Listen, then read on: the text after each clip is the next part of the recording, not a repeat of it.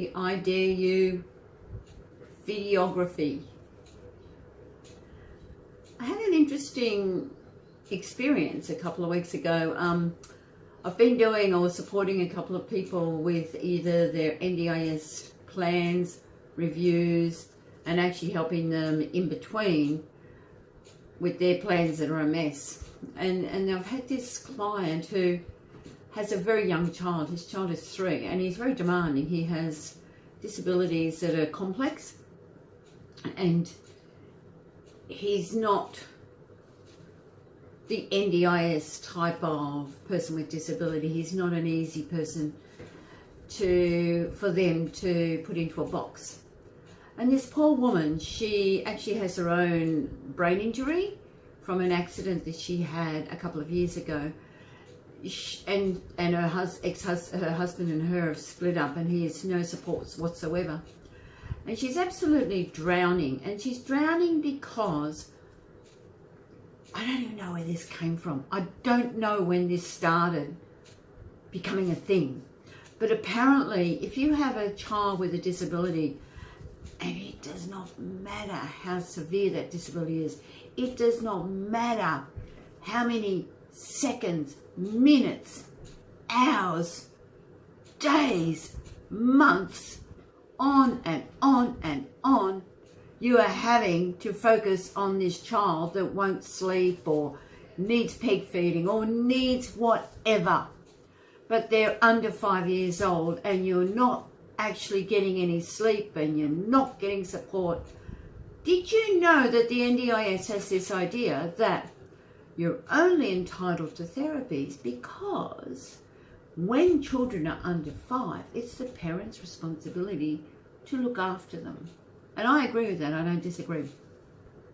But I actually believe it's a parent's responsibility to have the same parental entitlements as you would if your child did not have a disability.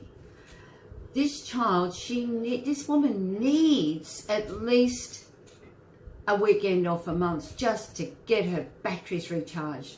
No, we can't have sleepovers, says Planner, because the NDIS says that 3-year-olds don't need sleepovers. My argument was, if this woman had his grandparents and had a husband and had friends and he did not have a disability, they would be having sleepovers. He'd be staying at his grandparents or staying at friends from school or kinder because he's too young for school. But I know that my mainstream child, and I know many people who've got mainstream children, and their children have sleepovers. Because he has a disability and his anxiety is so high and he has no external family whatsoever, he can't have sleepovers. They've also said that it's actually the education department to look after him because he should be going to childcare. Problem with this little issue is he's been expelled from 3 childcares and 2 kinders at the ripe old age of 3. He can't manage in that type of environment. Do you think they get it? They just don't. So this mum has him 24/7, can't leave the house. She's actually had to have strangers in the street help to get him in the car because she has her own injuries. And the NDIS has told her that because he's 3, it's her job. Seriously, guys, she's about to relinquish. When did Australia become so unfair? When did this happen? Because this is wrong.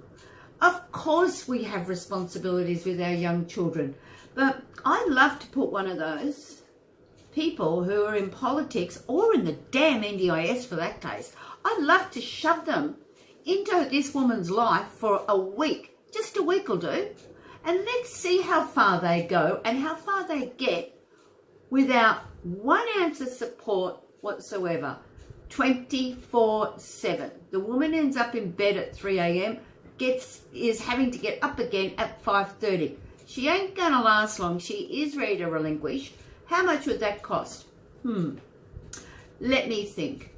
I can tell you about 100 times more than what it's going to cost to give this woman a break.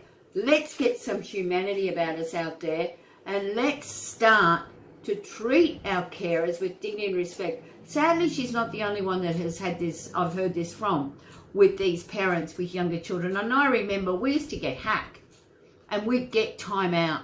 For God's sakes, guys, they need time out.